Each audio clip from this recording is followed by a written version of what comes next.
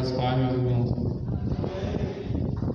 Pela graça de Deus, estamos aqui mais um dia na casa do Senhor para louvar e adorar o seu santo nome. Dessa feita eu vou fazer um momento missionário, que os irmãos estejam atentos para o que tem aqui como subtítulo. O Natal é uma data celebrada mundialmente? É uma pergunta. Infelizmente, não. Existem 18 países que não comemoram o Natal de forma nenhuma. Entre eles estão o Afeganistão, a China, a Coreia do Norte, o Paquistão, a Somália, a Mongólia, a Arábia Saudita e outros. Os povos desses países, tristemente, não podem celebrar o nascimento de Jesus e levar a palavra de Deus a eles. É mais difícil, uma vez que muitos desses lugares são fechados para o Evangelho. Oremos pelos países citados pelos demais, onde a mensagem do Evangelho encontra obstáculos para ser anunciada. Então, meus irmãos, nós podemos compreender aqui que, infelizmente, o Natal não é uma data mundialmente celebrada. Aqui, nesses países, eles não têm esse privilégio de comemorar o nascimento de Cristo Jesus. E nós devemos orar por essas pessoas para que elas possam conhecer Cristo, a sua palavra que liberta, que dá vida e vida em abundância. Muitos países ainda estão ali fechados por causa das grandes perseguições de seus governos, que de forma alguma aceita que as pessoas tenham manifestem algum tipo de fé.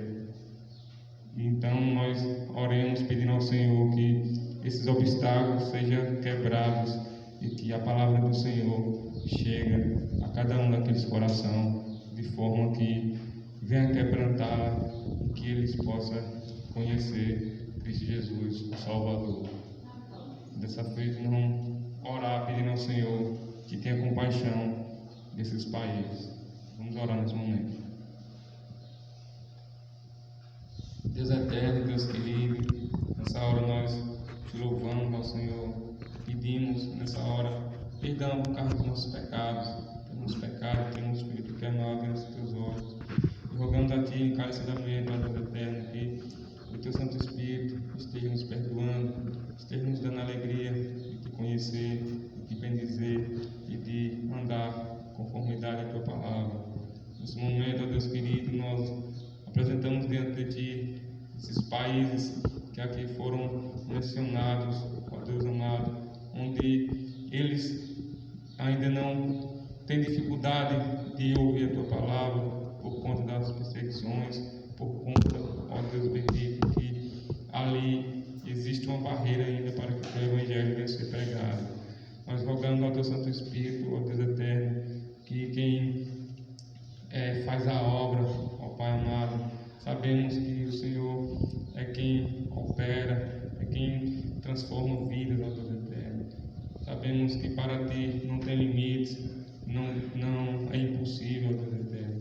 E rogamos que aquelas vidas ali que estão naqueles países onde o Evangelho tem dificuldade para ser anunciado, que o Senhor esteja, ó Deus, restaurando vidas.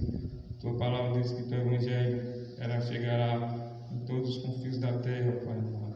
E pedimos a Ti que vidas venham ser transformadas por meio da Tua palavra, que vidas venham conhecer o Teu Evangelho, venham se render a Ti, ó Pai. Pois sabemos que toda língua confessará e todo joelho se dobrará diante de Ti, Pai Santo. Pedimos que o Senhor esteja visitando aquelas vidas, aqueles corações e fazendo a Tua obra, Pai amado. Rogamos a Ti que esteja sustentando o Teu povo na face da terra, esteja encorajando, esteja abençoando cada um, de modo que eles venham, Deus amado, se alegrar na tua presença, entregar suas vidas a ti, dia após dia, Pai. Rogamos a ti que seja conosco, seja com o teu povo, ó Deus, e nos dê a alegria de te servir e fazer a tua obra com amor, dia após dia. Nos abençoe, nos dê sabedoria, para que possamos seguir em frente e olhar somente para Cristo, nosso Senhor. Nos livre, nos guarde, em nome santo de Jesus Cristo. Amém.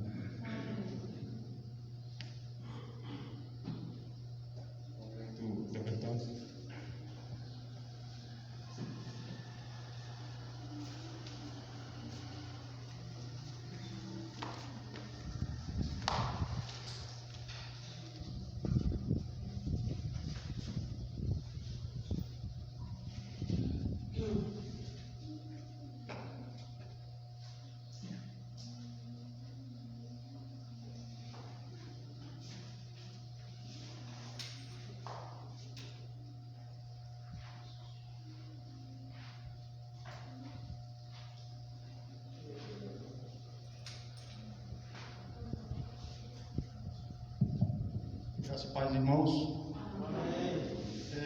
No momento de ofertório, que nós possamos estar aqui com o coração apresentado a Deus, nossas vidas a Deus. Peço aos irmãos que abrem a Bíblia em 2 Coríntios, capítulo 9.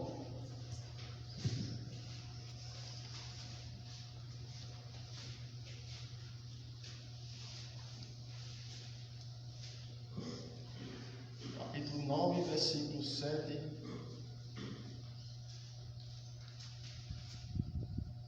Amém? A palavra de Deus nos fala que cada um contribui segundo tiver propósito no coração, não com tristeza ou por necessidade, porque Deus ama quem dá com alegria. Né?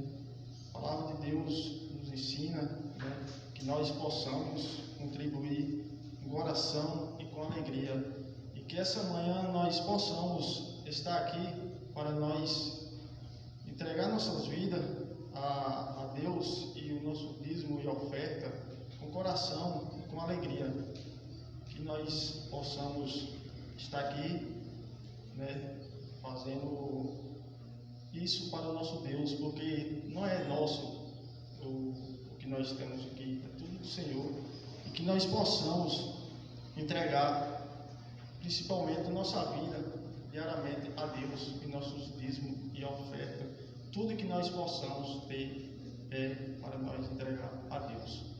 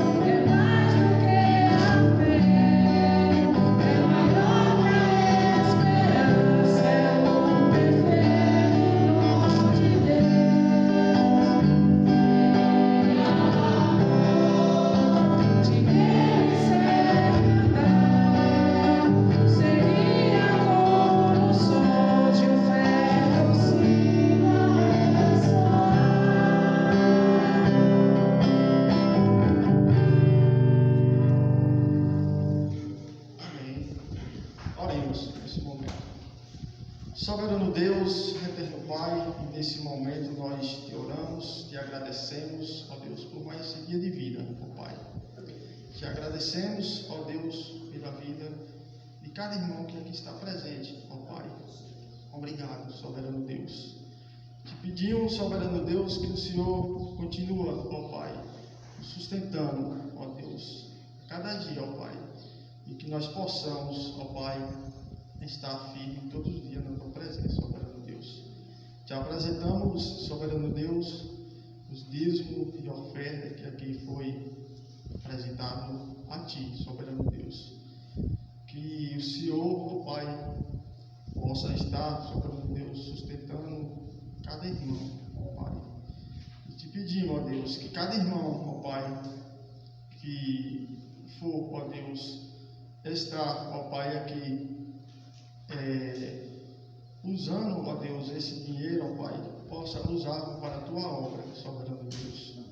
E que o Senhor, ó Pai, possa estar, soberano Deus, sustentando essa congregação, ó Pai, a cada dia, ó Deus.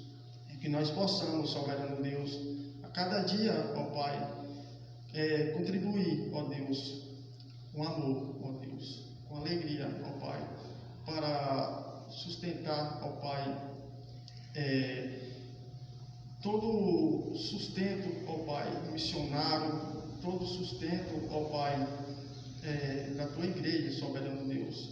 Que nós possamos, ó Pai, estar cada dia, ó Pai, contribuindo, ó Deus, para o sustento da tua obra, soberano Deus. E te pedimos, soberano Deus, que nós possamos, ó Pai, também ofertar nos momentos missionários, ó Pai. Tantas pessoas, ó Pai, no mundo afora, precisando, ó Deus, de alimento, ó Pai, precisando, ó Deus, de muito sustento, ó Pai, e que nós possamos lembrar dessas pessoas, ó Deus. Possamos lembrar, soberano Deus, dos nossos missionários que estão no campo, ó Deus. Que nós possamos, a cada dia, ó Deus, entregar as nossas vidas ao Senhor, soberano Deus. É o que nós te pedimos, ó Pai, e te agradecemos, ó Deus, em nome do teu Filho Jesus Cristo. Amém, Senhor.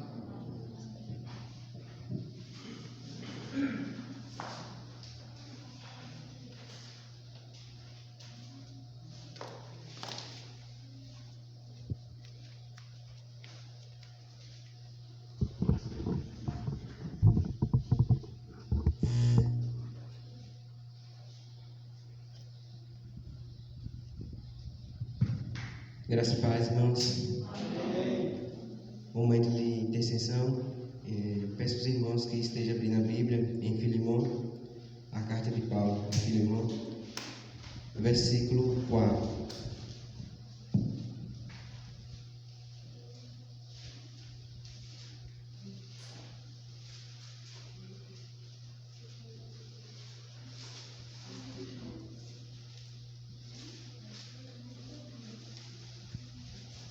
Carta de Paulo a Filemão, versículo 4.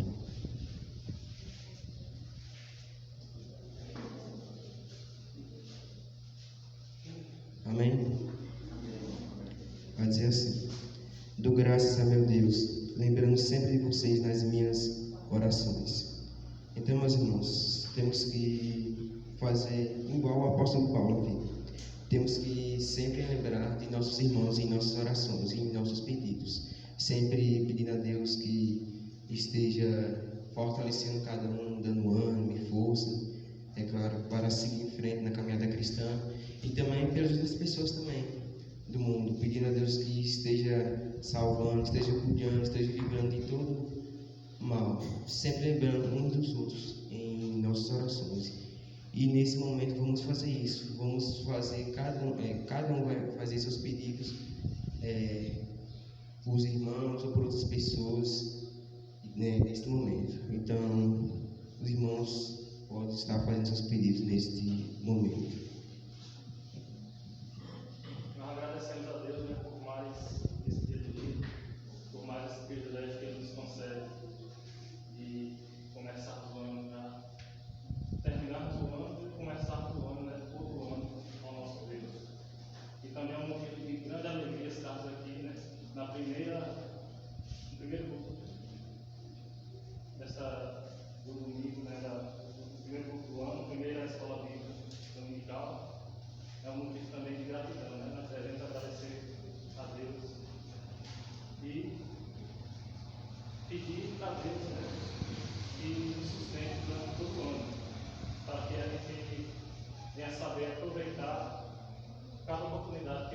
tem concedido, que Ele nos dá de crescer nesse mundo, né, do conhecimento da palavra do Senhor.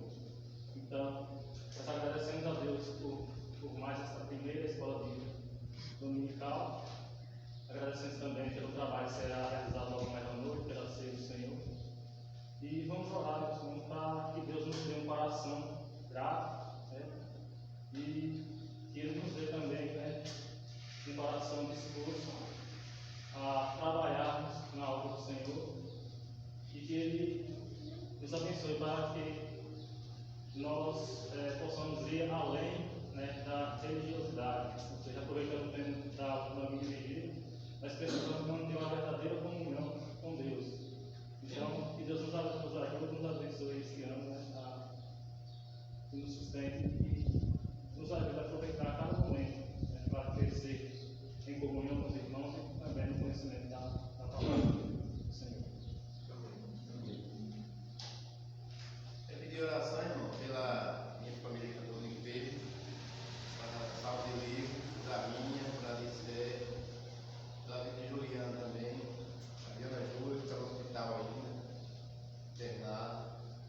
Pedi oração também pelos irmãos, que, como os irmãos sabem, eu estou esforçado, e amanhã estarei sabendo se eu continuo ou não, mas esteja orando.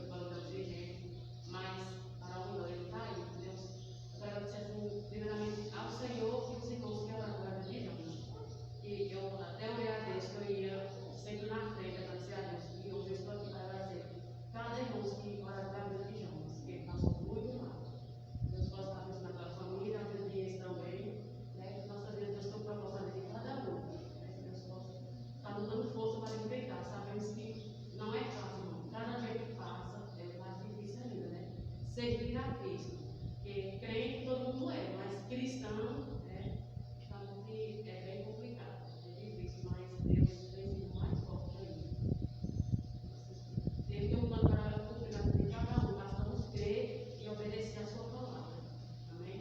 Amém. Irmãos, eu estou colocando a dificuldade na oração, para colocar o Salvador também, para ver como está os joelhos, se já colou, está com gesso ainda. Para Viviana ali, está sustentando ela ali, não está sendo fácil também. Realizando o Isidoro, que está se prestes a chegar, Deus tem um controle de tudo. E vamos agradecer pela nossa cidade, que está sendo um surto de gripe.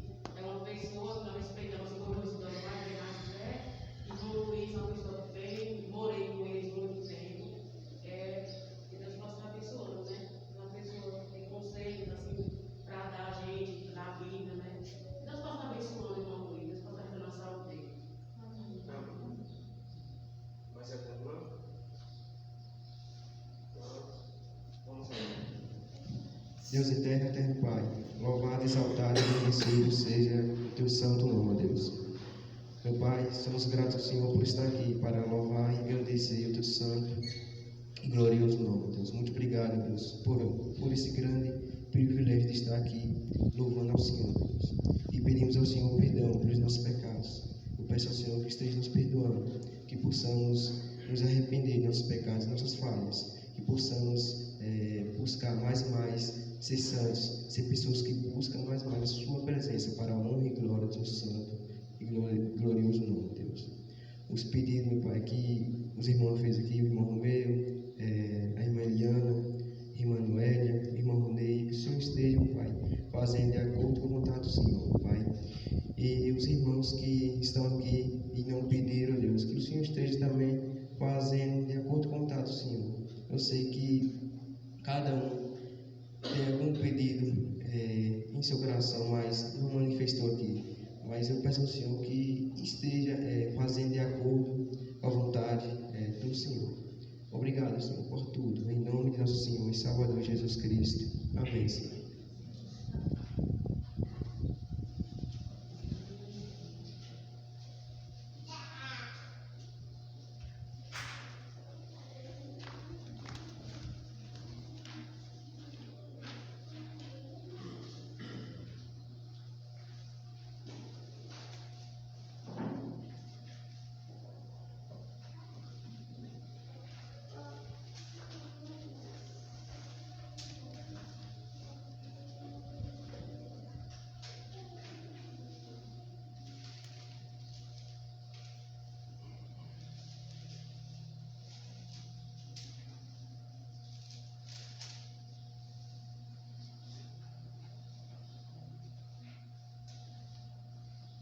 Então, irmãos, vamos prosseguir com o nosso estudo em 1 Coríntios. Hoje, irmãos, infelizmente não lançarei o texto em tela para vocês, porque nós tivemos um pequeno problema no nosso projetor. Nós veremos hoje à tarde o que de fato foi. Quando eu falo no projetor, me refiro a todo o equipamento, né? Porque pode ser também que seja no cabo. Eu suspeito que seja um problema no cabo de transmissão. E nós vamos tentar hoje à tarde resolver esse problema. Então hoje nós vamos abrir as nossas Bíblias. Os irmãos podem abrir aí o seu exemplar da Sagrada Escritura. 1 Coríntios, capítulo 16, versículos 5 a 12. Eu vou usar a Almeida Revista Atualizada. Não vou usar ainda a Nova Almeida hoje. Eu creio que em fevereiro eu já iniciarei as pregações e estudos a partir da Nova Almeida Atualizada. Então, para usar um trocadilho aqui, eu peço aos irmãos que se atualizem, ou seja, me acompanhem. Por que eu falo isso? É bom para que os irmãos compreendam melhor o texto, a exposição do texto. Então, a partir de fevereiro, eu não pregarei mais usando a Almeida Revista Atualizada, mas sim a Nova Almeida Atualizada. Alguns irmãos aqui já têm essa edição da Bíblia, e eu peço que aqueles que não têm, que procure adquirir ao longo de 2022, porque é um ano de transição, como eu brinquei, nós vamos mudar, é claro que não de uma vez, mas sim paulatinamente, da Revista Atualizada para a Nova Almeida Atualizada. Então eu peço que os irmãos abram aí a sua Bíblia em 1 Coríntios 16, 1 Coríntios 16, 5 a 12, vamos fazer a leitura e vamos seguir depois com a explicação e com as aplicações. 1 Coríntios 16, 5. Irei ter convosco por ocasião da minha passagem pela Macedônia, porque devo percorrer a Macedônia. E bem pode ser que convosco me demore, ou mesmo passe o inverno, para que me encaminheis nas viagens que eu tenho de fazer. Porque não quero, agora, ver-vos apenas de passagem, pois espero permanecer convosco algum tempo, se o Senhor o permitir. Ficarei, porém, em Éfeso até o Pentecostes, porque uma porta grande e oportuna para o trabalho se me abriu, e há muitos adversários. E, se Timóteo for, vede que esteja sem receio entre vós, porque trabalha na obra do Senhor como eu. Ninguém, pois, o despreze, mas encaminhai-o em paz, para que venha ter comigo, visto que eu espero com os irmãos. Quanto ao irmão Apolo, muito lhe tenho recomendado que fosse ter convosco em companhia dos irmãos, mas de modo algum era a vontade dele ir agora. Irá, porém, quando se lhe deparar boa oportunidade. Então, nesse momento, irmãos, vamos orar e na sequência nós vamos aprender mais um pouco da primeira carta de Paulo aos Coríntios. Vamos compreender mais um pouco dessa carta maravilhosa que foi escrita aos Coríntios e também a nós, porque por obra e soberania de Deus, essa carta deveria chegar a nós com os princípios que ela contém. Portanto, nós temos que estudá-la com toda a dedicação. Mas antes, vamos fazer uma oração. E eu peço que a nossa irmã Josélia, por favor, faça essa oração, pedindo ao Senhor que nos abençoe na lição desta manhã.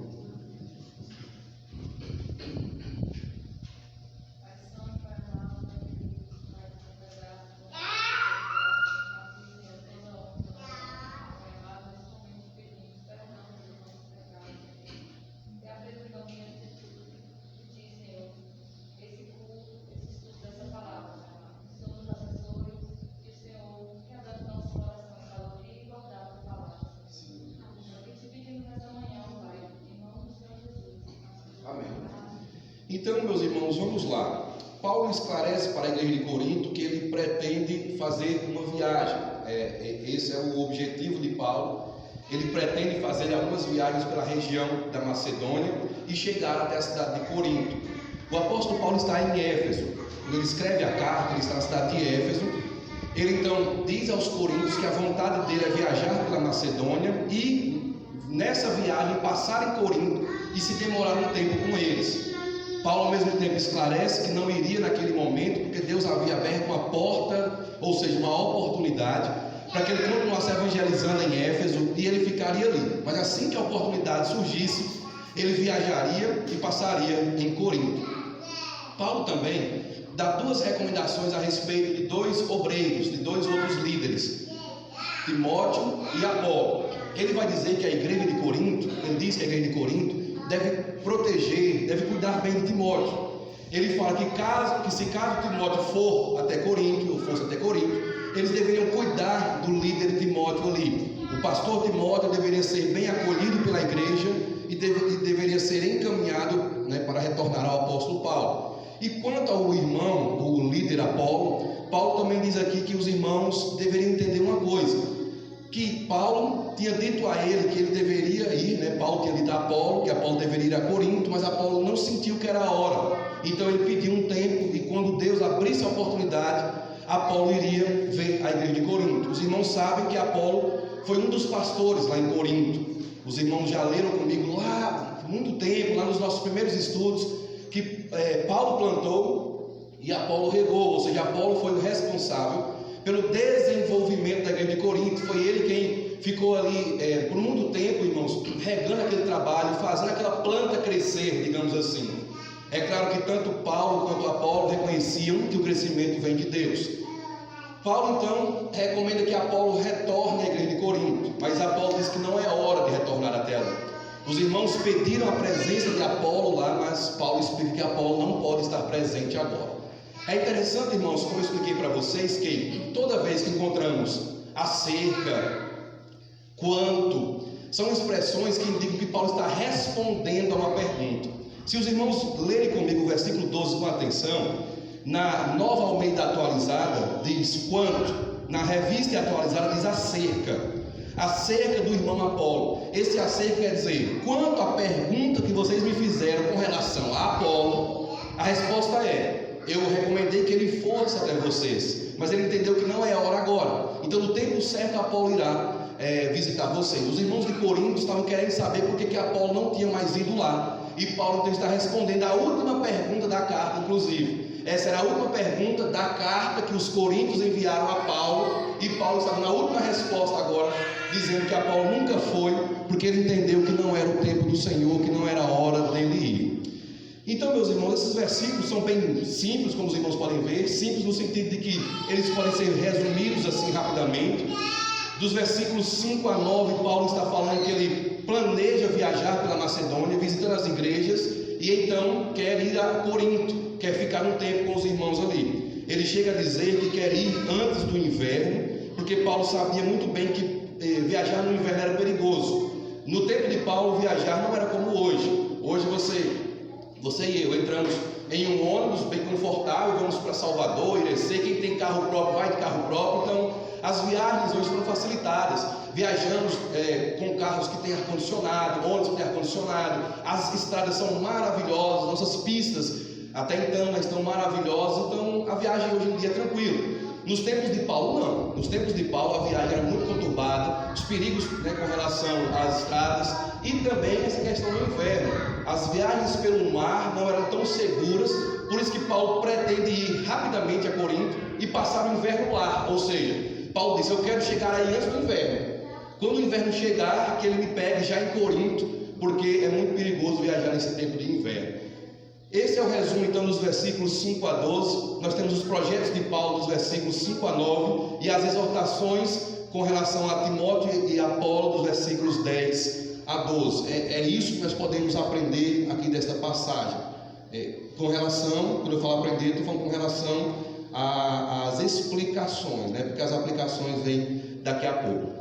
Mas irmãos, deixa eu explicar para vocês alguns pormenores. Versículo 8, Paulo vai dizer assim: porque ficarei, porém, em Éfeso até o Pentecostes, porque uma porta grande e oportuna para o trabalho se me abriu, e há muitos adversários. O que Paulo quer dizer aqui, meus irmãos, é o seguinte: olha, eu estou em Éfeso, e eu não vou agora, por quê? Porque Deus abriu uma porta aqui.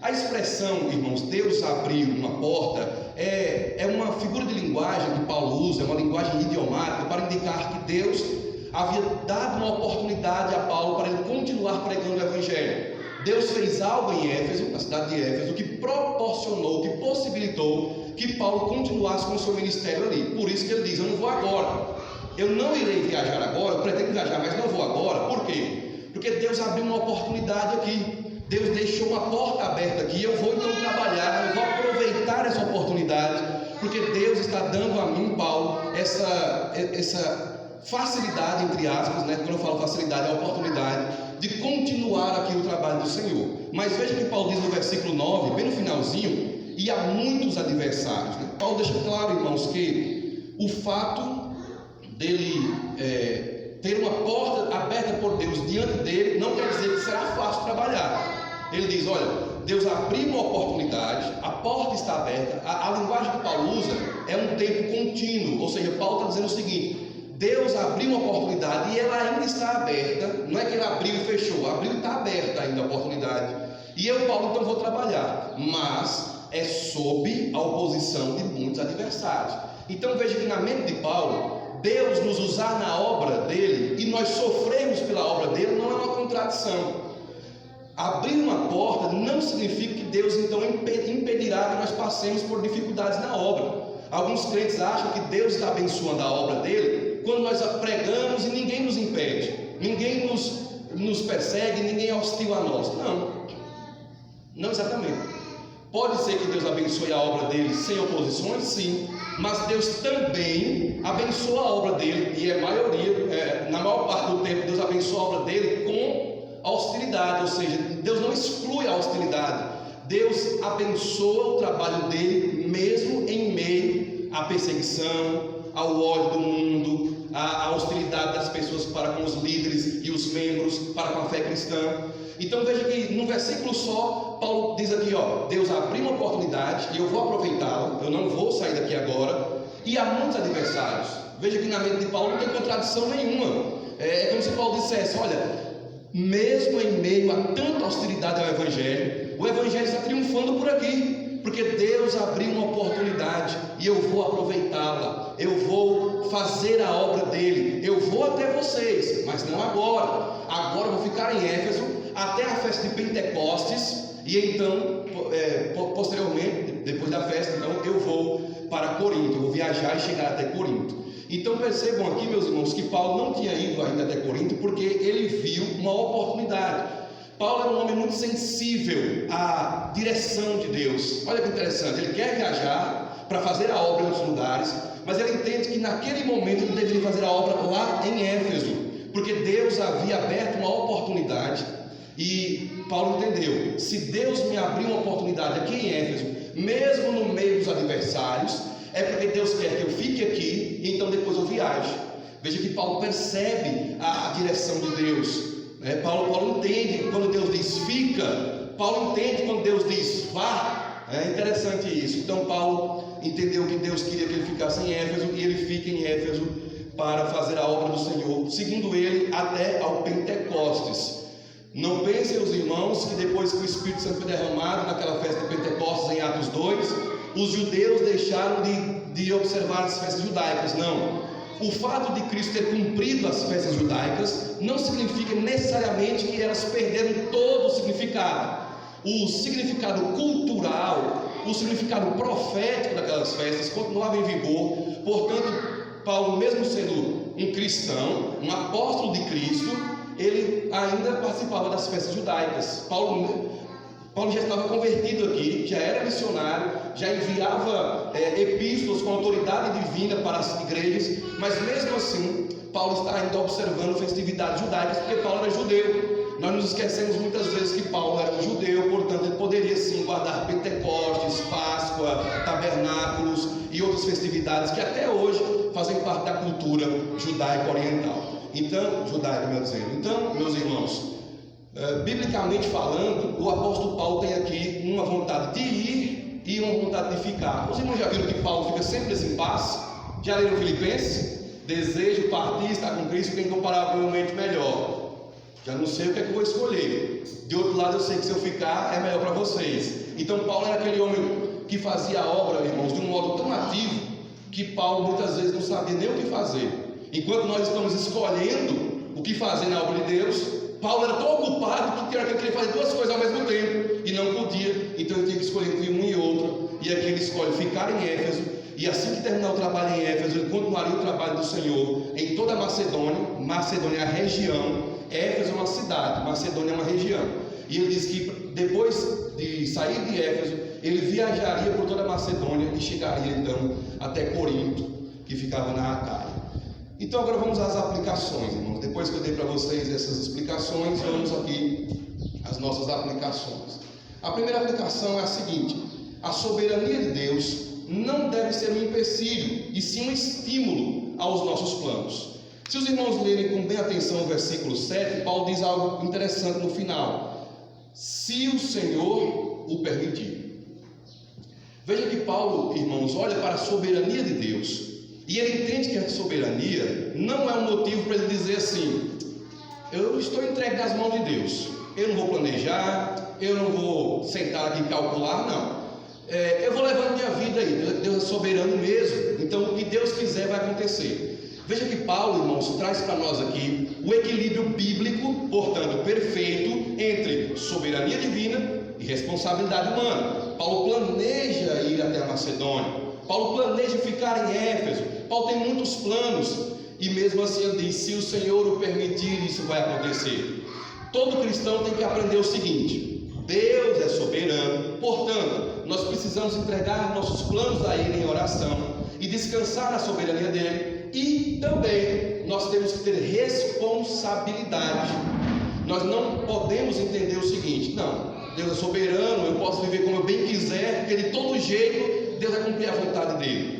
Realmente Deus cumprirá a vontade dele, mas Deus não quer cumprir a vontade dele ignorando a sua vontade, ignorando a minha e a sua responsabilidade. A soberania divina não precisa ser um trator que passe brutalmente por cima dos nossos planos. Não. Soberania divina e responsabilidade humana, elas andam lado a lado de um modo tão misterioso que não dá nem para negar e nem para explicar. Veja bem, não dá para negar. Você lê a Bíblia, Deus controla tudo, Deus cria todas as coisas, Deus escolhe os seus servos, Deus envia Jesus Cristo ao mundo, profetizado desde antes da fundação do mundo, ou melhor, eleito antes da fundação do mundo. Ao mesmo tempo, a Bíblia diz: converta-se, entregue sua vida a Jesus. Diz que o juízo final é baseado nas obras dos homens. E aí, como é que você vai entender? Entendeu? Então, de um lado, não dá para você negar. Está aqui, ó. A Bíblia pressupõe as duas coisas. A Bíblia não tenta te convencer de que Deus é soberano e você e eu somos responsáveis. A Bíblia afirma que Deus é soberano e nós somos responsáveis. Não há uma preocupação na Bíblia de tentar explicar e fazer eu e você entendermos isso. Não, a Bíblia chega e diz: é assim, é assim. Ah, mas eu não entendo, mas é assim, está na Bíblia. Do outro lado, meus irmãos, não podemos explicar. Se não podemos negar, não podemos explicar. Pastor, eu quero saber a fundo isso aí. Não dá, meu irmão. Ah, eu vou perguntar a Augusto Nicodemos. Pode perguntar, ele vai ter que dizer a mesma coisa. Porque Paulo, irmãos, que poderia nos explicar, não nos explica. Paulo explica alguns mistérios. Veja que na Bíblia Paulo explica alguns mistérios. Por exemplo, ele diz que a igreja, o surgimento da igreja, essa união de judeus e não judeus no mesmo corpo, é um mistério. Ou seja, é uma verdade que está lá no Antigo Testamento, mas que os judeus daquele tempo não conheciam. Mas quando Cristo veio ao mundo, que inaugurou a igreja, Paulo então escreve e diz: olha, a igreja é isso, a união de judeus e não judeus num corpo só. No Antigo Testamento era só o povo de Israel, não tinha uma maioria gentil, era a maioria do povo de judeu, era a nação de Israel. E isso é Israel. O que é a igreja? Igreja é o novo Israel? Não. Igreja é a igreja, Israel é Israel. A igreja é esse novo tempo, ou melhor, esse corpo que surge num novo tempo, em que Deus reúne judeus e não judeus num povo só. No Antigo Testamento, se quisesse beneficiar-se, se alguém quisesse se beneficiar das promessas, tinha que se tornar um prosélito, ou seja, um judeu praticante. Não judeu de sangue, é claro, mas um judeu praticante. Os irmãos têm alguns exemplos de gentios no Antigo Testamento que se beneficiam das promessas feitas a Israel. Mas, meus irmãos, no Novo Testamento não. Depois que Cristo veio ao mundo, se você quiser ser salvo, você crê em Cristo e continua sendo um brasileiro, continua sendo um cristão brasileiro. Não precisa você se tornar um prosélito de Israel. O que eu quero dizer com isso? Paulo explica. Olha aí eu explicando para vocês, está vendo? Se eu explico para vocês, é porque eu li na Bíblia. Eu, João Marcos, não tenho autoridade divina. Eu não sou um homem movido pelo Espírito Santo. Então eu entendi, eu expliquei isso porque eu entendi porque Paulo explicou. Mas eu nunca subi nesse púlpito para explicar para vocês. Nunca subi, nem vou subir aqui no púlpito para explicar para vocês, por exemplo, o mistério da Trindade. Como é que Deus é um? 3 pessoas. Não sei. Como explicar que Deus é soberano e o homem é responsável por seus atos? Também não sei. Aqui entra aquela brincadeira que eu sempre falo, teologia de Chicó. Eu não sei, só sei que foi assim. Eu sei que está escrito assim. Mas pastor, eu quero entender. Olha, meu irmão, vamos ficar no que está escrito, não buscar o que não foi revelado. Então está escrito que Deus é soberano, está escrito que Deus é altíssimo, e também está escrito na Bíblia que todos nós, crentes e não crentes, seremos responsabilizados pelos nossos atos. O próprio Paulo diz assim, que nós vamos dar conta de tudo que fizemos por meio do corpo, seja bom ou seja mal. Então veja que a Bíblia diz, irmãos, que nós temos uma responsabilidade. O próprio juízo final é para declarar a culpa dos atos dos ímpios. É para declarar que os ímpios não viveram conforme a vontade de Deus. Responsabilidade humana, ao mesmo tempo soberania divina, porque o juízo é Deus quem vai dirigir. Deus é o soberano juiz da história. O que eu quero dizer com tudo isso? Paulo planeja, mas diz: se o Senhor o permitir. A aplicação aqui é essa: a soberania de Deus não deve ser um empecilho para os nossos planos, e sim um estímulo. Nós temos que olhar para o Deus soberano e pensar: eu posso fazer planos, porque meu Deus é o Senhor da história. Eu posso fazer planos, porque meu Deus, quando me criou, me dotou de capacidade de raciocínio. Nós cristãos podemos sentar e planejar. Planejamento familiar, planejamento financeiro, o planejamento estudantil ou acadêmico, planejamento profissional. Nós temos que planejar. Muitos cristãos são irresponsáveis. Eles vivem como eles bem querem e depois culpam a Deus. Não, há responsabilidade humana na Bíblia. Não pense que você e eu, que podemos viver sem plano nenhum, sem projeto nenhum, sem organização nenhuma, e Deus tem a obrigação de nos abençoar. Não, nós temos que fazer planos. De outro lado, nós temos aqui, desse lado nós temos os hiper espirituais, do outro lado temos os hiper seculares, que são aqueles que fazem todo o planejamento de sua vida sem fazer uma oração sequer. Eu vou fazer isso, nós vamos fazer aquilo, minha família vai fazer isso. Não faz uma oração, para dizer: Deus, é da tua vontade? Não faz uma, é um erro. O outro erro, meus irmãos, é aqueles que dizem: Deus, é da tua vontade, e aí vivem bem como quiserem, vivem de modo irresponsável, saem por aí gastando o que não tem, saem por aí ostentando o que não são, depois a casa cai, né? Responsabilidade humana. Nós temos que ter planos, sim, porque somos responsáveis, ao mesmo tempo submetermos esses planos à soberania divina. Paulo diz: eu irei até vocês, eu passarei na Macedônia, se o Senhor o permitir. Se o Senhor o permitir. Vamos ler alguns textos da Bíblia para entendermos também o que outras partes dizem sobre isso. Vamos para Tiago, é um texto comum com relação a esse assunto. Nós gostamos muito de Tiago nesse trecho também, quando ele fala sobre a soberania divina e a responsabilidade humana. Vamos abrir a Bíblia aqui em Tiago 4:13. Tiago capítulo 4, versículo 13. Prestem atenção agora, vocês que dizem assim, hoje ou amanhã iremos para a cidade tal e lá passaremos um ano e negociaremos e teremos lucro. Vocês não sabem o que vai acontecer amanhã. O que é a vossa vida? Sois apenas como neblina que aparece por instante e logo se dissipa. Em vez disso, ou seja, ao invés de tanto orgulho, prepotência, digam assim: se o Senhor quiser, nós não só viveremos, como também faremos isto ou aquilo. Agora, entretanto, vocês se orgulham, das arrogantes pretensões que vocês têm. Todo orgulho semelhante a esse é maligno. Está vendo? O orgulho é coisa maligna. Desprezar Deus é coisa maligna. Achar que você e eu somos os donos da nossa vida, da nossa história, é coisa maligna. Isso aí, meus irmãos, é desprezar a soberania de Deus, é desprezar quem Deus é. Quando você e eu falamos assim, vamos fazer isso, vamos fazer aquilo, vamos enriquecer, vamos mudar de cidade, vamos fazer isso, vamos fazer aquilo, vamos comprar isso, comprar aquilo, e não faz uma oração, não faz uma pergunta: Senhor, é da tua vontade? Isso é coisa maligna. Quando nós desprezamos a Deus, estamos agindo de modo maligno, estamos agindo de modo diabólico. Não podemos desprezar a soberania de Deus, não podemos de modo algum. De outro lado, também é errado, também é pecado, quando você e eu dizemos: Deus, cuide de mim, e vivemos então de todo jeito, Estamos na igreja quando nós bem queremos, lemos a Bíblia quando nós bem queremos, oramos quando está na telha. Que é isso? Como assim? Deus é soberano e eu vivo como eu quero? Não, Deus é soberano e eu e você somos responsáveis pelos nossos atos. Somos homens e mulheres que têm responsabilidade moral diante de Deus.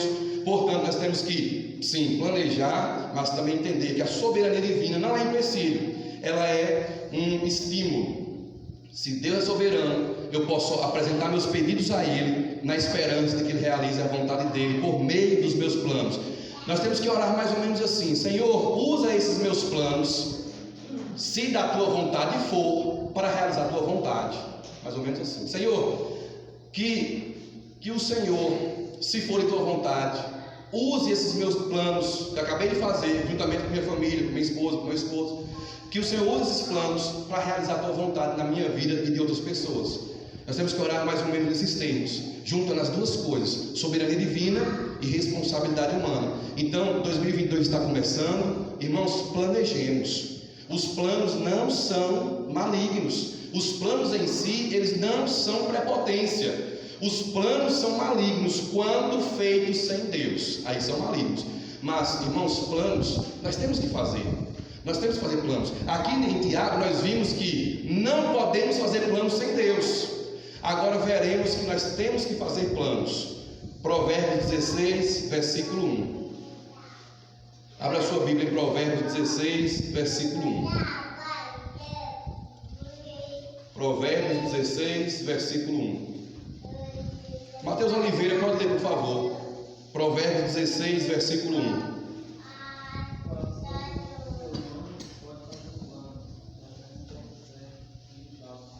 Olha aí, num versículo só, duas verdades. O coração do homem pode fazer planos, não tem problema nenhum, mas Deus, com seus decretos, é quem dará o rumo da história. Ou seja, Deus nos permite fazermos planos ao mesmo tempo em que Ele dirige a história.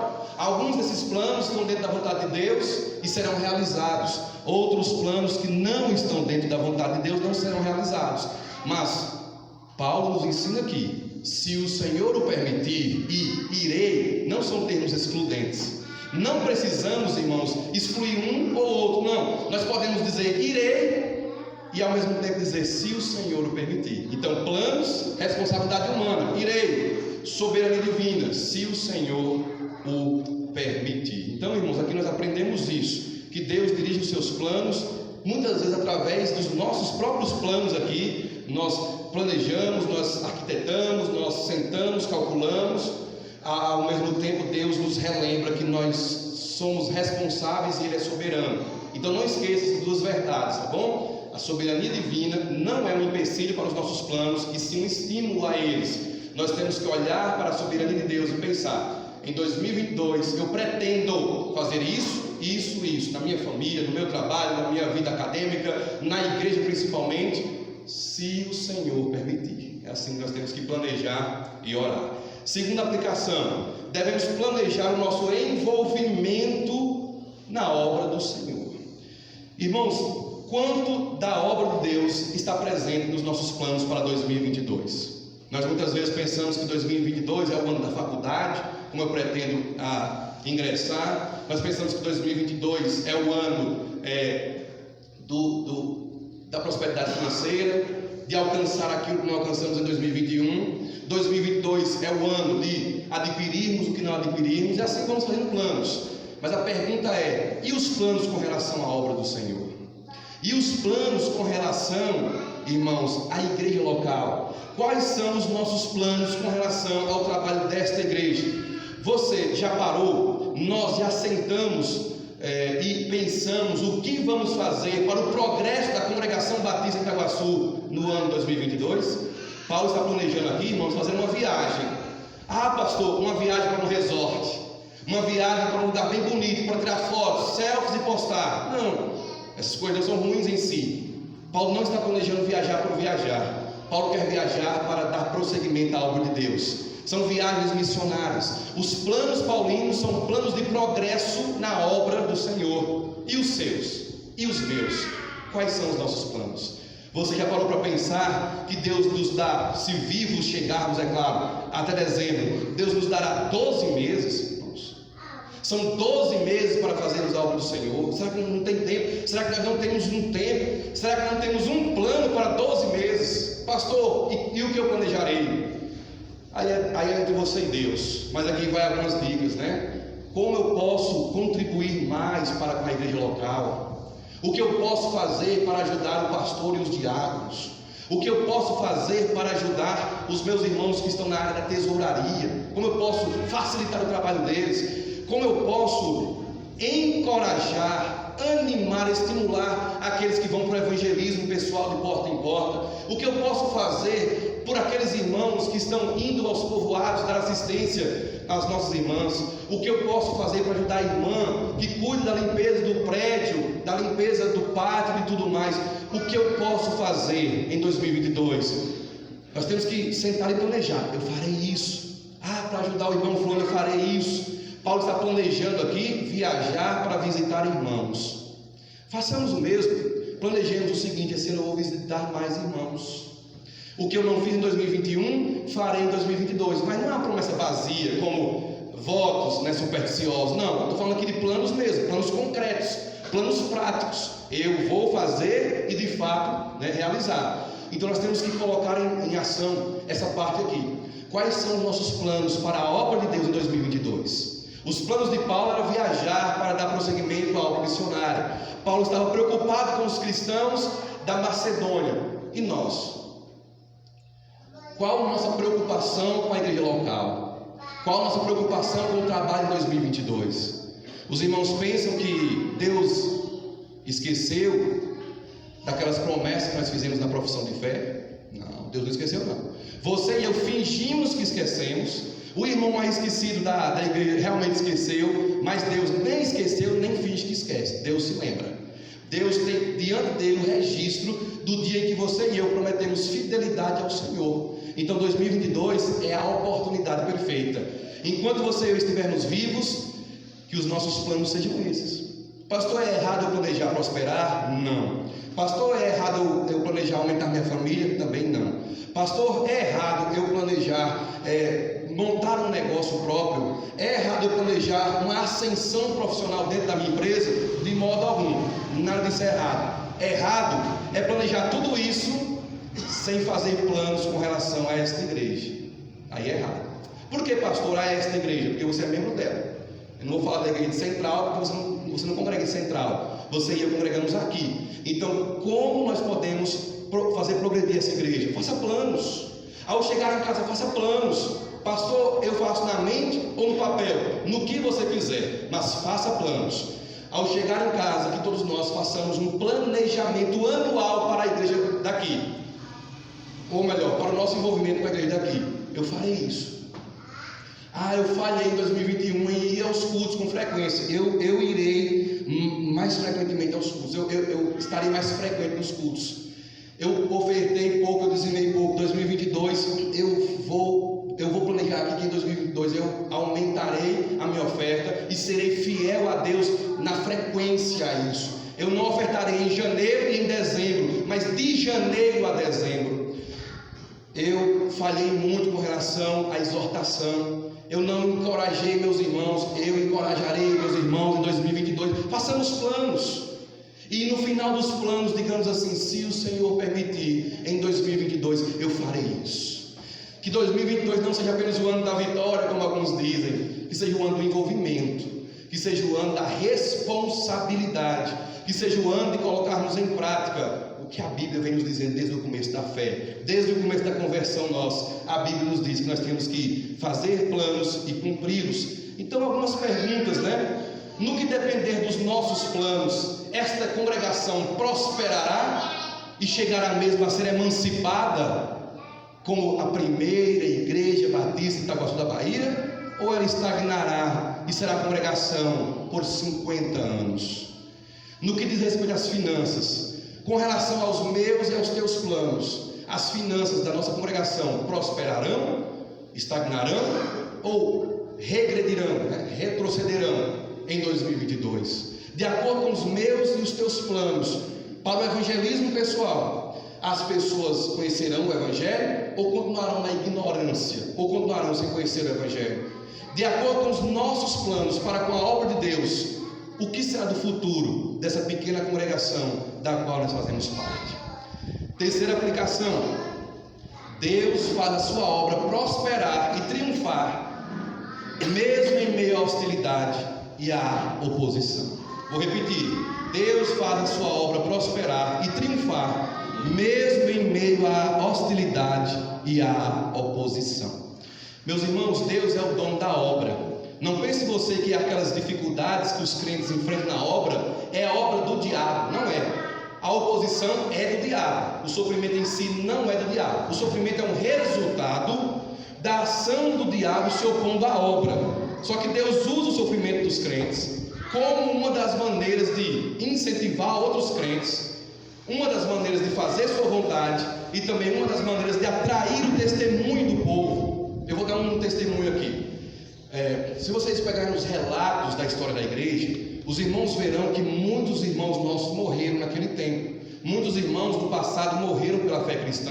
Mas tem um detalhe: onde a igreja era perseguida, onde ela sofria oposição e hostilidade, comunidades fortes e grandes, comunidades bíblicas e numerosas surgiram ali, a ponto de Tertuliano, um dos bispos da igreja, Tertuliano chegou a dizer o seguinte: o sangue dos mártires é a sementeira da igreja. Ele diz que quanto mais os mártires morriam, mais outros se tornavam mártires pelo testemunho daqueles que morreram.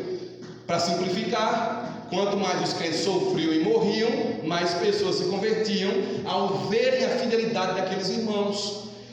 Deus é tão soberano que até mesmo no meio ou diante da hostilidade, do ódio do mundo para com a igreja, da oposição do diabo à sua igreja, Deus faz sua obra prosperar.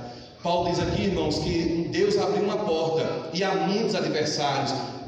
Paulo está dizendo o seguinte: apesar dos adversários que há aqui, a porta que Deus abre, ninguém fecha, nem mesmo o diabo.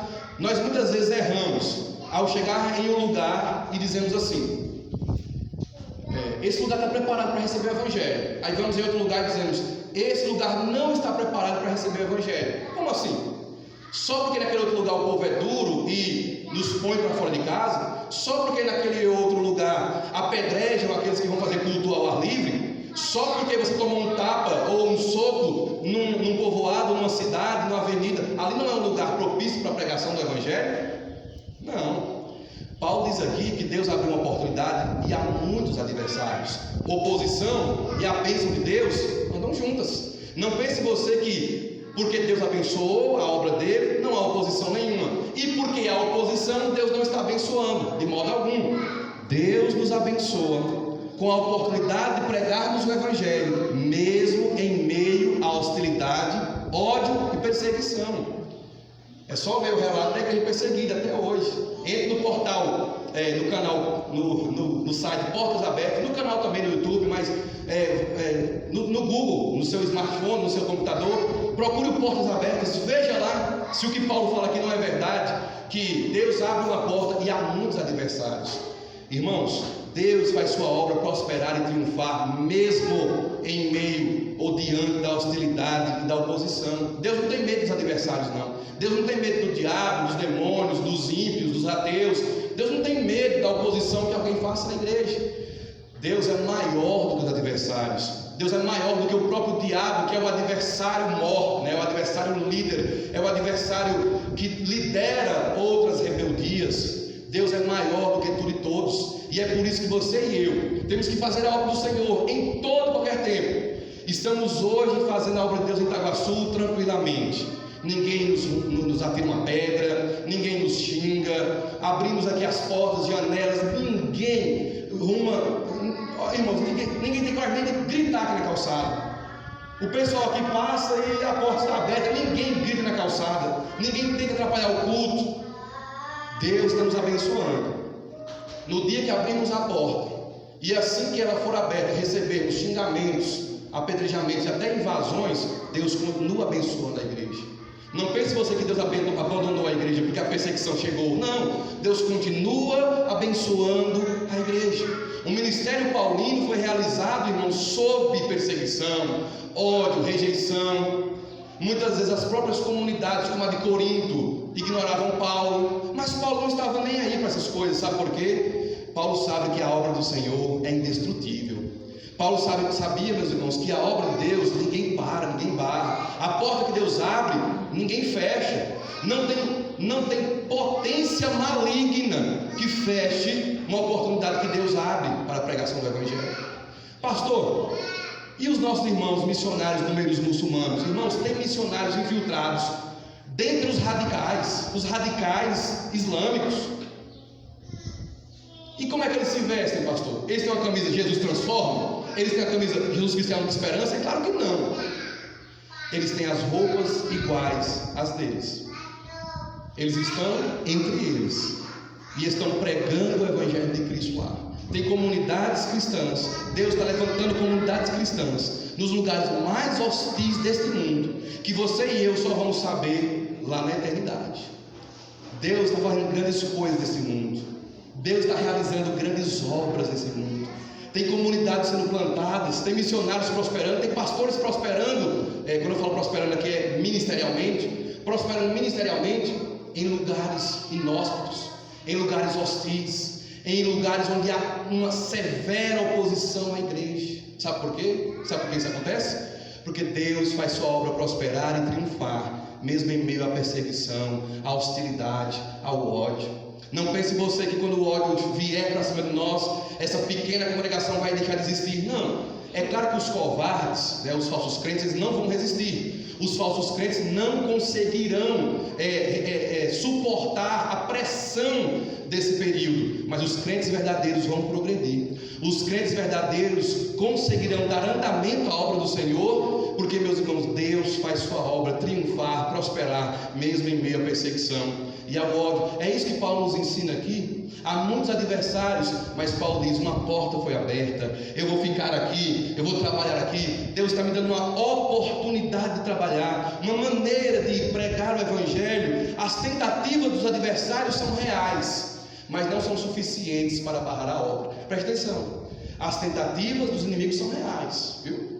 Não é porque Deus está conosco que não vamos sofrer na obra do Senhor, mas elas não são suficientes para barrar a obra de Deus.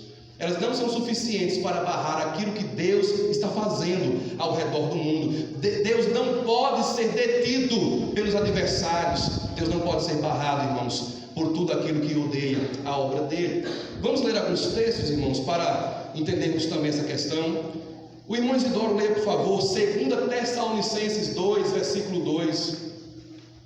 Irmão Isidoro, por favor, 2 Tessalonicenses 2, versículo 2. E os irmãos acompanhem, por favor. 2 Tessalonicenses 2, 2. Que não vos mouvais facilmente o vosso entendimento. Irmãos, me perdoe. É 1 Tessalonicenses, irmãos. Me perdoe. Desculpa mesmo, irmão Isidoro. É 1 Tessalonicenses 2, 2. O irmão Isidoro vai ler aqui pra gente. É primeira, não é segunda não, eu errei. 1 Tessalonicenses 2, 2. 1 Tessalonicenses 2, 2.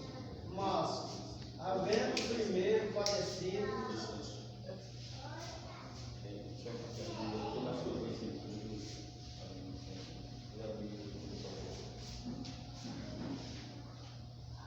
então vamos ler. Mas, ouve a palavra de Deus nesse momento. Mas, havendo primeiro padecido e sido agravado em Filipos, como sabeis, tornamo-nos ousados em nosso Deus, para vos falar o Evangelho de Deus com grande combate. Está vendo aí? Com grande combate ou em meio a muita luta.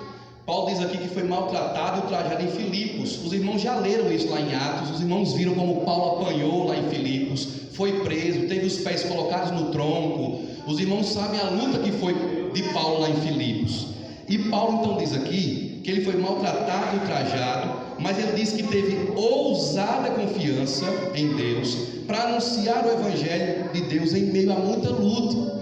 Veja que luta e anunciar o Evangelho não estão em contradição. Paulo diz aqui que anuncia o Evangelho ao mesmo tempo que foi em grande luta.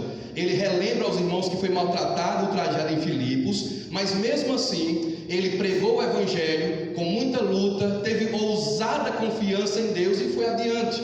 Isso significa o que, irmãos? Que o trabalho do Senhor é muitas vezes realizado assim, sob muita perseguição, hostilidade, ódio, enfrentamento, ódio do maligno, fúria das profundezas do inferno. Mas biblicamente falando, nada disso pode barrar a obra do Senhor. Nenhuma dessas forças podem destruir aquilo que Deus está fazendo nesse mundo, aquilo que Deus está realizando nesse mundo. Vamos ler também Filipenses capítulo 1. Filipenses capítulo 1, por favor. Filipenses capítulo 1, versículos 12 e 13. Filipenses 1, 12. O irmão Marco Antônio pode ler, por favor, Marco Antônio. Filipenses 1, 12 e 13.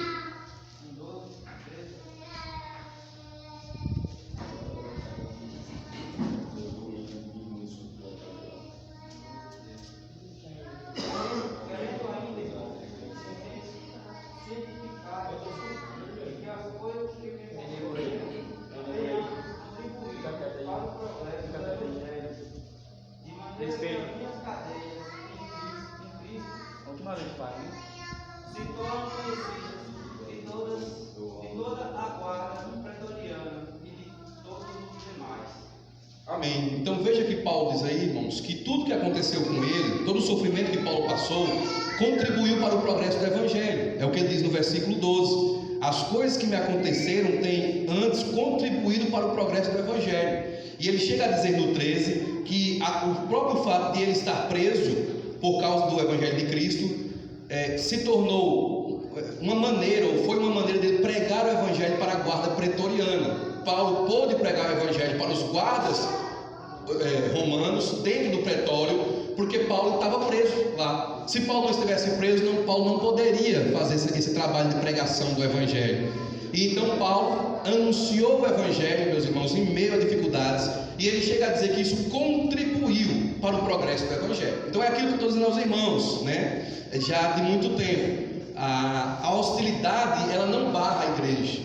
a hostilidade não consegue deter o avanço da obra do Senhor. As duas coisas convivem juntas. Inclusive, as obras das trevas, de fato, tentarão deter a obra do Senhor, mas não conseguirão, porque, meus irmãos, biblicamente, Deus é o Senhor dessa obra. Biblicamente, Deus é aquele que dirige essa obra. Deus é aquele que está vigiando essa obra, e ela não pode ser detida pelas forças do mal. Por isso que nós cristãos, mesmo com tantas lutas, já temos a vitória garantida.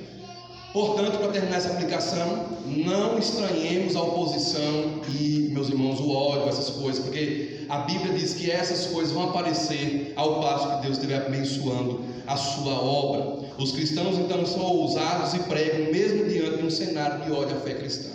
A outra aplicação, irmãos, é a seguinte: as igrejas locais devem apoiar o ministério daqueles que trabalham na obra do Senhor. As igrejas locais devem apoiar o ministério daqueles que trabalham na obra do Senhor. Vamos voltar para 1 Coríntios 16, por favor, irmãos. 1 Coríntios 16, e vamos ler aqui o versículo 6.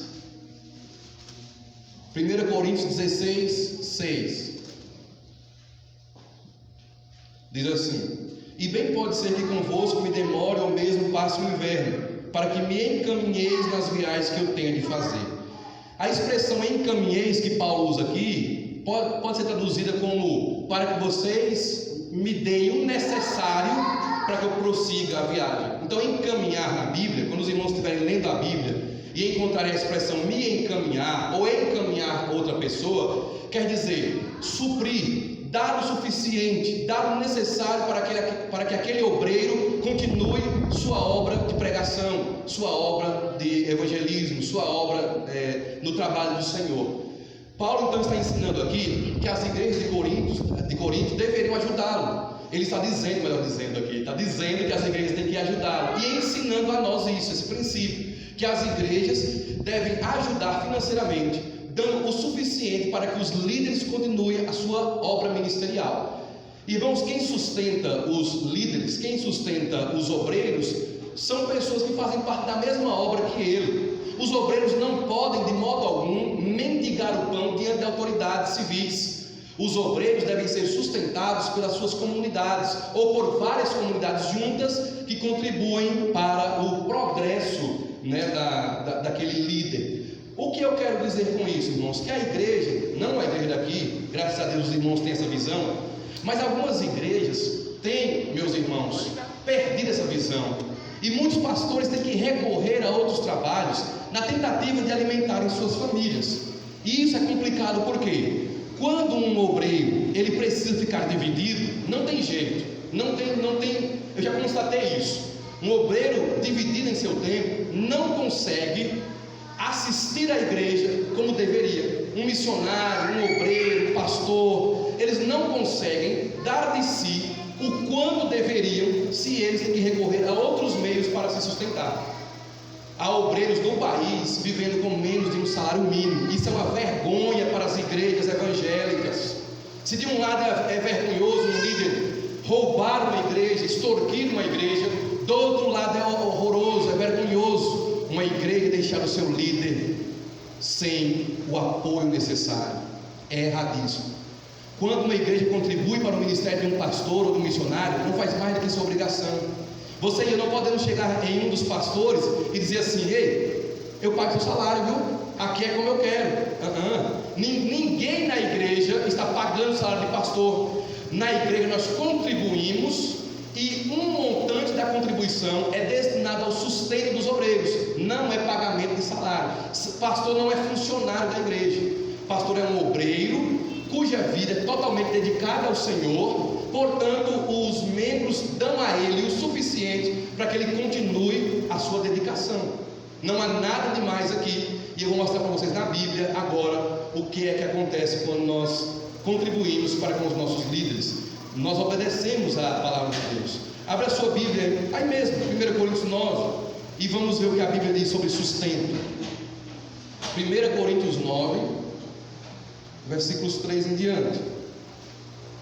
1 Coríntios 9, versículo 3. 1 Coríntios 9, 3. A minha defesa perante os que me interpelam é esta: Não temos nós o direito de comer e beber? E também o de fazermos acompanhar de uma mulher irmã, como fazem os demais apóstolos e os irmãos do Senhor e também Pedro? Ou somente eu e Barnabé não temos direito de deixar de trabalhar? Quem jamais vai à guerra à sua própria custa? Quem planta a vinha e não come do seu fruto? Ou quem apacenta um rebanho e não se alimenta do leite do rebanho?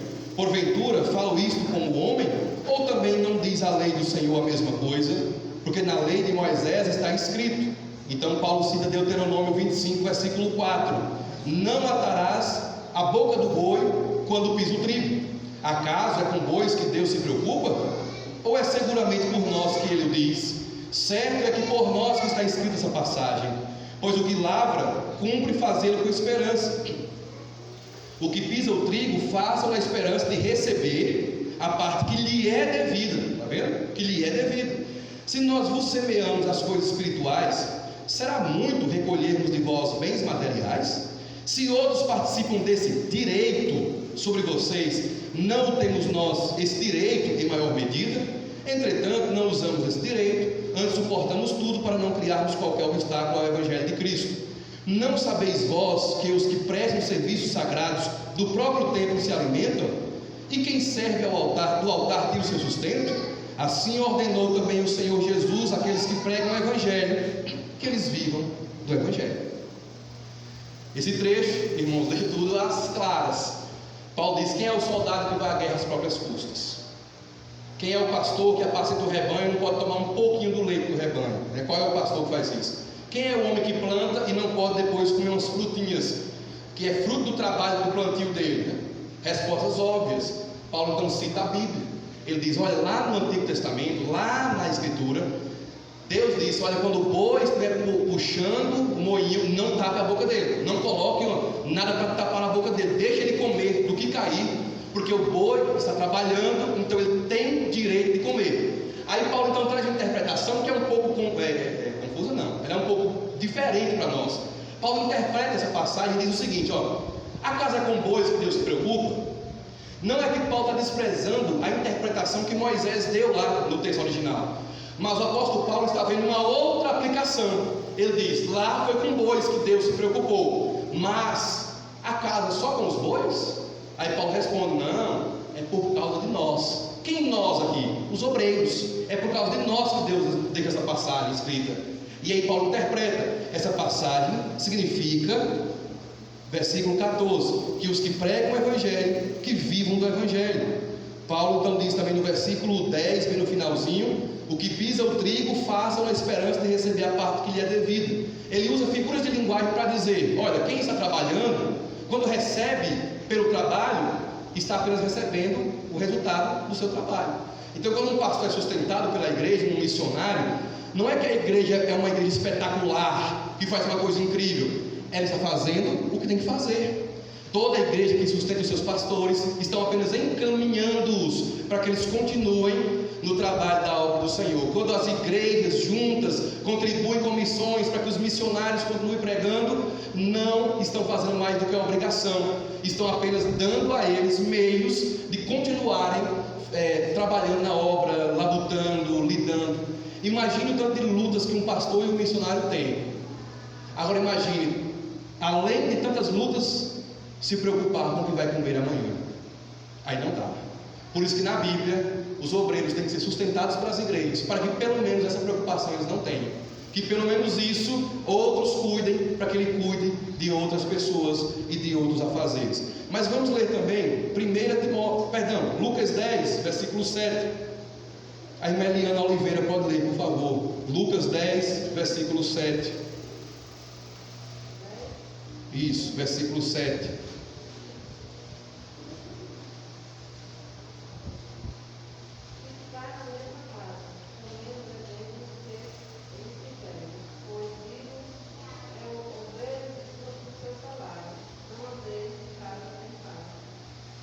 Amém. Agora corramos para 1 Timóteo 5,17, onde Paulo citará esse texto e também o de Deuteronômio, que ele já citou lá em Coríntios, onde nós lemos. 1 Timóteo 5, 17 e 18. 1 Timóteo 5, versículos 17 e 18. O irmão Romeu pode ler. Devem ser considerados merecedores de dobrados honorários os presbíteros que presidem bem, com especialidades que se afadigam na palavra do ensino. Por isso, a Escritura é clara: não engordaças o boi quando pisa o trigo, e ainda, o trabalhador é digno do seu salário. Estão vendo? Mais uma vez Paulo diz, olha, merecedores do sustento são os presbíteros. E então Paulo cita a Escritura. Ele cita dois textos.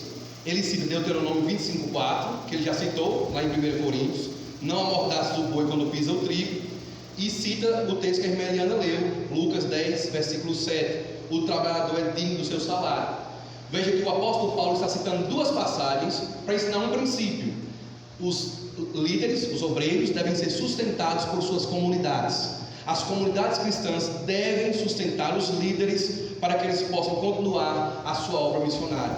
Que essa visão nunca nos falte, que nós nunca percamos a visão, irmãos, de que nós temos que investir no ministério de homens e mulheres que têm nos abençoado tanto, que têm contribuído para o progresso da obra do Senhor a nível local, estadual, nacional e mundial. Não podemos perder de vista isso, que possamos contribuir e que boa parte da contribuição sirva para o sustento de pastores, missionários, missionárias que labutam na obra do Senhor incansavelmente. E então, irmãos, a última aplicação: deve haver respeito, amor, consideração e gentileza entre os líderes. Quero retornar com você para 1 Coríntios 16, onde Paulo dará as últimas recomendações com relação aos dois líderes. E então Paulo nos ensina como nós, pastores, líderes, devemos nos relacionar uns com os outros. 1 Coríntios 16, 10. E se Timóteo for, vede que esteja sem receio entre vós, porque trabalha na obra do Senhor, como também eu. Ninguém, pois, o despreze, mas encaminhai-o em paz, para que venha ter comigo, visto que o espero com os irmãos. Vamos parar por aqui. Paulo recomenda que os irmãos de Corinto recebam bem o seu colega de ministério, o Timóteo. Timóteo era filho de Paulo na fé, se tornou um pastor, inclusive ele era um pastor que dava orientações a outros pastores. E Timóteo então planejava ir também a Corinto. Então Paulo diz, olha, se Timóteo for até aí, cuide dele, ninguém despreze ele, que Timóteo seja bem recebido no meio de vocês, que Timóteo não seja alvo de ridicularização, que Timóteo seja diante de vocês como alguém que chega em casa. Recebam Timóteo em casa, recebam Timóteo como uma pessoa que trabalha na obra do Senhor, como eu. Meus irmãos, Paulo está dizendo a uma igreja que cuide bem do seu colega pastor. Não é muito diferente dos pastores de hoje, que só querem saber do seu próprio ministério. Tem muito pastor que, quando está bem, os demais pastores que se virem. Aqui está um líder recomendando à igreja que cuide de outro líder.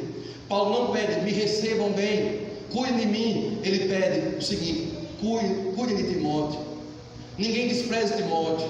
Que Timóteo não fique entre vós com receio, mas que Timóteo seja bem acolhido por vocês.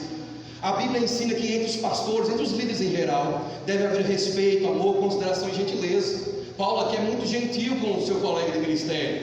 Veja que a igreja de Corinto desprezava Paulo. Ao invés de Paulo cobrar que ela cuide dele, Paulo disse: cuide de Timóteo. Que quando o pastor Timóteo chegar aí, ele seja bem acolhido por vocês. Irmãos, isso é um princípio claro da maneira como os pastores devem olhar para os demais pastores e também os líderes em geral. Temos que olhar uns para os outros com esse olhar de empatia. Eu quero que ele esteja bem também. Graças a Deus eu estou bem, mas eu quero que o meu colega de ministério esteja bem. Lá no grupo dos pastores, um pastor certa vez cobrou uma maior proximidade, uma maior aproximação entre nós pastores. E eu creio que o pedido dele foi verdadeiro. Eu creio que os pastores devem se aproximar mais e incentivarem mais uns aos outros, demonstrarem mais empatia. Alguns pastores recebem a bênção de Deus e progridem ministerialmente, financeiramente, suas igrejas crescem, prédios maiores são construídos, eles têm canais no YouTube com muitos inscritos, e eles se esquecem muitas vezes do pobre, do obreiro, que está naquela igreja ainda pelejando, está ali tentando cuidar bem, ser fiel ao Senhor. Os pastores devem cuidar uns dos outros, é um princípio claro que tem aqui. Mas agora vem a parte de Apolo, versículo 12: Quanto ao irmão Apolo, muito lhe tenho recomendado que fosse ter convosco em companhia dos irmãos, mas de modo algum era vontade dele ir agora. Irá, porém, quando se lhe deparar boa oportunidade. Os irmãos percebem que Paulo respeita a opinião de Apolo. Paulo diz: Apolo, vá até Corinto. Apolo disse: Paulo, eu não sinto vontade de ir agora. Paulo é um apóstolo de Cristo. Ele poderia dizer assim: eu te ordeno, vá, mas ele não foi. Ele não fez, perdão. Paulo respeita o seu colega Apolo. Paulo escreve a igreja de Corinto e diz: olha, eu pedi para ele ir, ele não quis ir, e eu respeitei. Ele entende que não é hora dele ir. Paulo sabe que os obreiros são guiados por Deus. Então Paulo não impõe autorismo sobre o seu colega, esse tipo de totalitarismo. Paulo respeita o seu colega. Ele diz assim: olha, Paulo não quis ir, portanto ele vai quando deparar a oportunidade. Paulo está defendendo Apolo, porque a igreja de Corinto estava perguntando por que Apolo demorou tanto em ir para lá. Ao mesmo tempo que ele defende Apolo, Paulo respeita a vontade de Apolo. Paulo não é aquele tipo de líder que quer fazer os demais líderes se conformarem à vontade dele. E é interessante que hoje em dia tem pastores que querem mandar outros pastores fazerem o que eles querem. Tem líderes que querem mandar em líderes. Isso não pode. Não pode. Eu, pastor João Marcos, eu sou pastor pela misericórdia de Deus, mas eu não posso mandar no pastor Paulo, nem o pastor Paulo mandar em mim. Erroneamente algumas pessoas pensam que eu sou um subalterno, eu sou um subordinado ao pastor Paulo. Eu não sou. Eu sou um pastor tanto quanto ele. E eu respeito a vontade dele e ele respeita a minha vontade. Eu respeito o limite do pastor Everton e ele respeita o meu limite. Eu tenho amor e respeito pelo pastor Bruno e a mesma coisa ele para comigo. Então nós pastores temos uma relação de cooperação, amor, respeito, gentileza uns para com os outros. Defendemos quando percebemos que alguém é injusto para com os colegas de ministério. E é isso que a Bíblia ensina.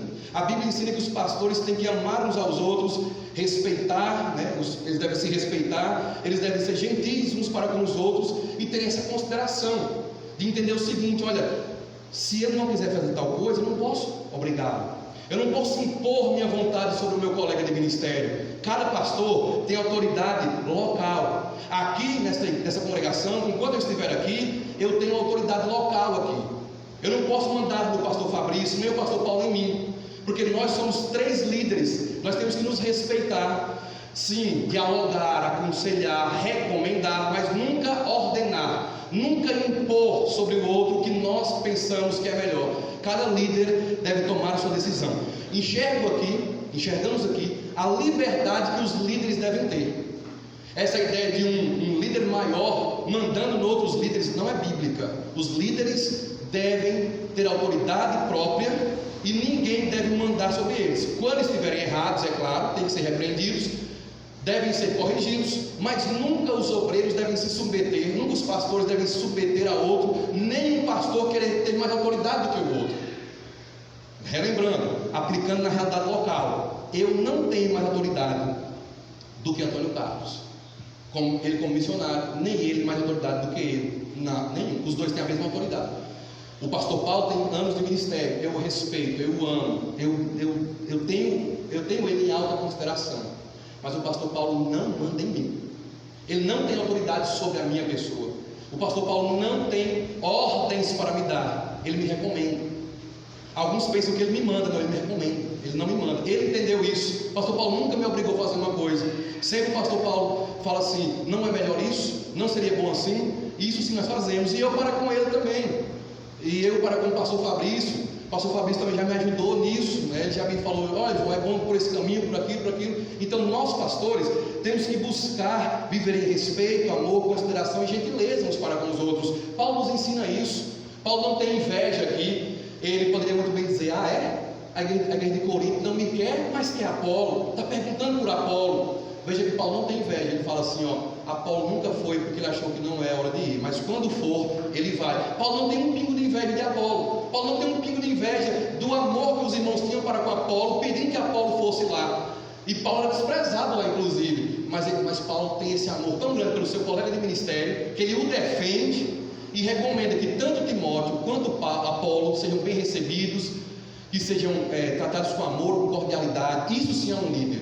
Um verdadeiro líder é aquele que sabe respeitar outros líderes. Se o pastor de vocês não souber respeitar outros líderes, ele não pode ser líder. Se eu, na condição de pastor, não tenho respeito, amor e consideração e gentileza pelos meus colegas de ministério, eu não terei por vocês, portanto não posso ser pastor de vocês.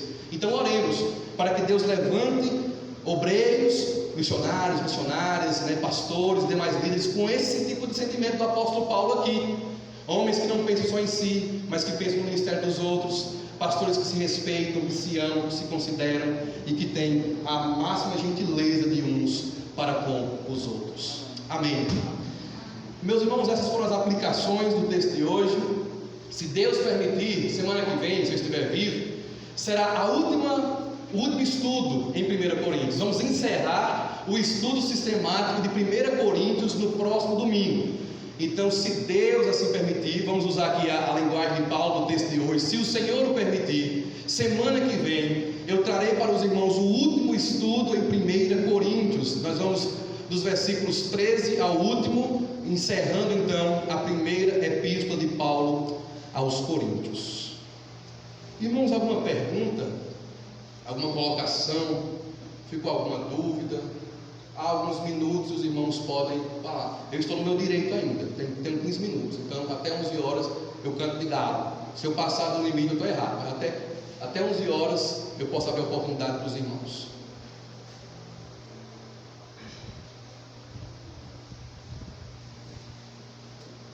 Meu Marcos, estou com a voz ruim hoje. Aquela questão lá do planejamento é importante. Nós somos treinados para fazer planejamentos no nosso curso, no nosso treinamento lá. E você deve traçar metas, né? E eles deixam bem claro que não precisa necessariamente você chegar no final 100% da meta que eu tracei, eu consegui. Mas quando traçamos meta, por exemplo, nós sabemos onde nós evoluímos e deixamos de evoluir, né? E isso deve ser uma realidade nas nossas vidas, entendeu? Traça uma meta para emagrecer, para ler livros anualmente, tudo. E como você explicou bem, a questão do envolvimento da igreja, pois há uma cobrança em poucos, né, enquanto todos poderiam andar juntos, né, e dividindo o trabalho, seria algo mais fácil de levar a cabo. Que nós possamos aprender a traçar metas. E no final do ano você olha para trás e você vai perceber o que você acertou e o que você errou. Algo importantíssimo. Bem observado. Bem observado.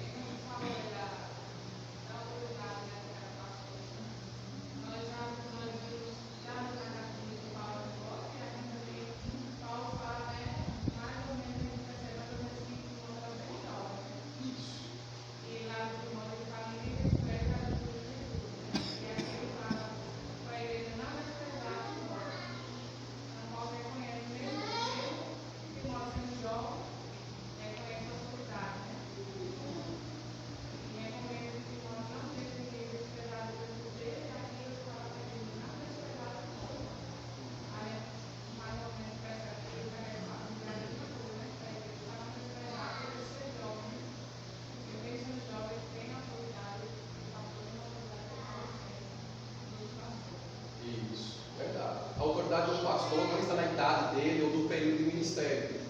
A autoridade do pastor está na própria investidura que Deus faz nele através da igreja. Se a igreja reconhecer o pastor como pastor, ele pode ter 20 anos, pode ter 18 anos, não importa. Se ele foi revestido de autoridade divina por meio da igreja, né, porque a igreja também está no processo, o pastor tem autoridade e ele deve ser respeitado e respeitar os seus colegas de ministério. Bem observado aí, pelo irmão Antônio Carlos, pelo irmão Valmir, os irmãos podem ficar à vontade. A respeito do envolvimento na obra do Senhor, como você explicou aí sobre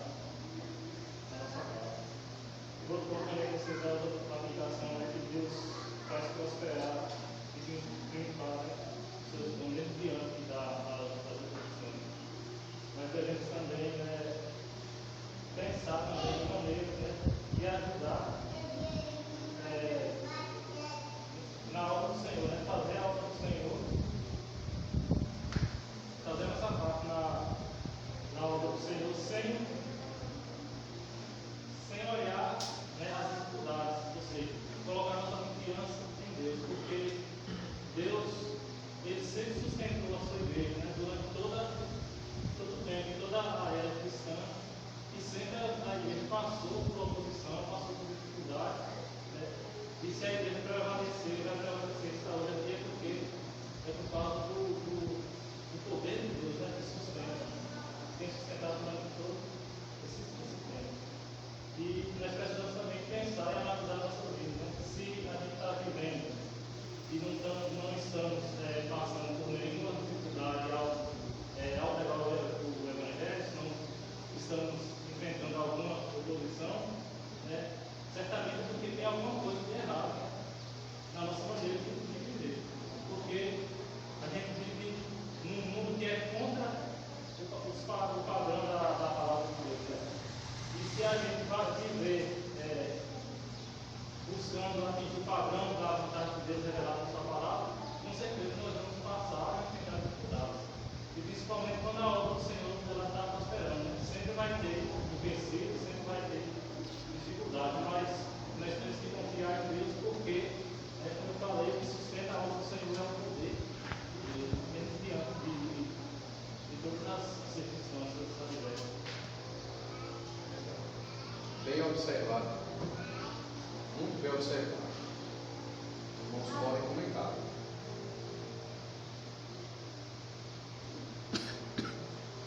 Então eu vou perguntar. É melhor, eu vou comentar, eu vou perguntar. Melaí, entendeu o que da lição de hoje? Está com ponto da lição de hoje, Melaí? Compartilhe com os irmãos, por favor.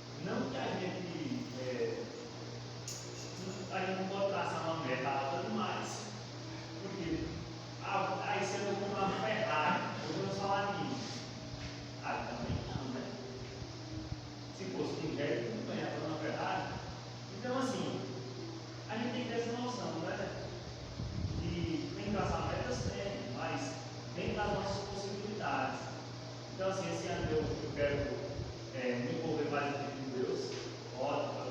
Esse ano eu vou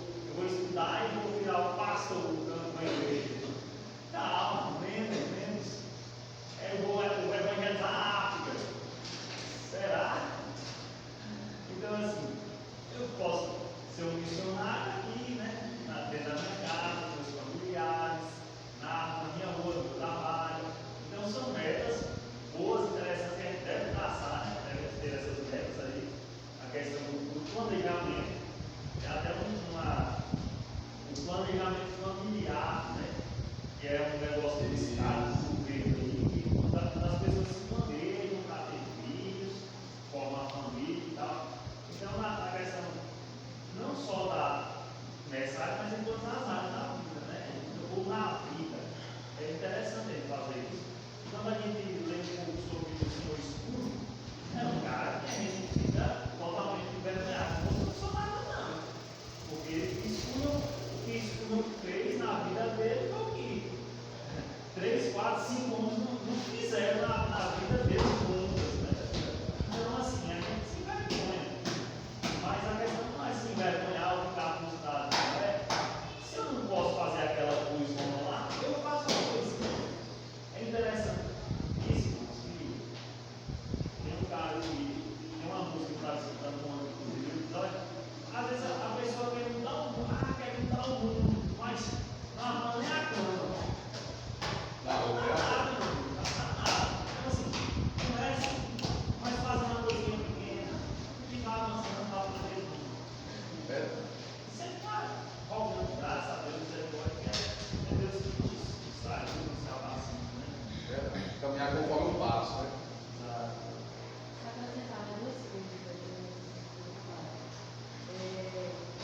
Ao estabelecimento do serviço, né, ele tem que ser trator, né?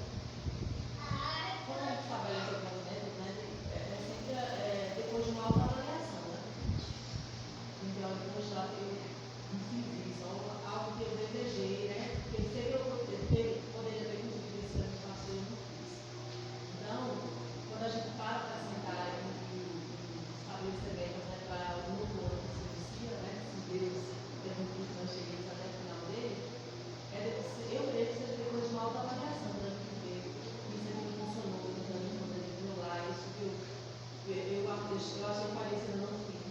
Então essa é a primeira coisa, eu acho que a gente sempre faz isso depois de se autoavaliar, avaliar nossa família, o nosso procedimento. E a segunda coisa é isso que o Antônio falou, né, que às vezes, quando chega no final do ano, né, a gente se frustra e fica às vezes extremamente irritado, muito irritado, porque assim, poxa, eu não fiz aquilo que eu podia ter feito, ao pé da letra. Eu acho que também isso, a gente tem olhar para esse lado, né? Não vai ser perfeito. A gente vai estabelecer as metas, mas não vai, talvez não vai ser tudo do jeito que a gente gostaria. Mas eu acho que é importante fazer isso e se esforçar. E lutar, né, contra si mesmo, contra os seus pecados, para cumprir aquilo que a gente sabe que é melhor para nós, para a nossa família, né, para os nossos irmãos. Porque a gente sabe. No mundo a gente sabe, não tem a palavra que diz, não sabemos o que é melhor para nós. A luta é para viver aquilo que Deus estabelece para nós. Amém. Pois é, então vamos encerrar, estamos chegando próximo do nosso horário. Vamos observar muito bem, foram ótimas observações. Nas próximas escolas dominicais, nós vamos com certeza comentar mais, porque no estudo de 1 Coríntios eu tive que usar muito tempo, porque tem a explicação e no fim tem a aplicação. É um modelo um tanto diferente da pregação que eu fazia à noite, que eu ia pregando, explicando e aplicando. Aqui eu primeiro explico, depois no final faço aplicações, demora mais um pouco, mas eu creio que nas próximas escolas dominicais, como eu vou trazer outros temas, não vai ser uma exposição, por enquanto eu não vou expor o texto da Bíblia, vamos por temas, vamos por assuntos, então eu creio que os irmãos comentaram mais. Inclusive eu peço até a participação dos irmãos, porque a escola bíblica dominical ela é uma ótima oportunidade para que tanto o professor quanto todos que estão aqui desenvolvam a maneira de pensar, falar, entender. Aqui é uma escola, irmãos. É uma escola. O nome é Escola Bíblica Dominical. Escola Bíblica, porque é estuda a Bíblia, dominical porque é domingo.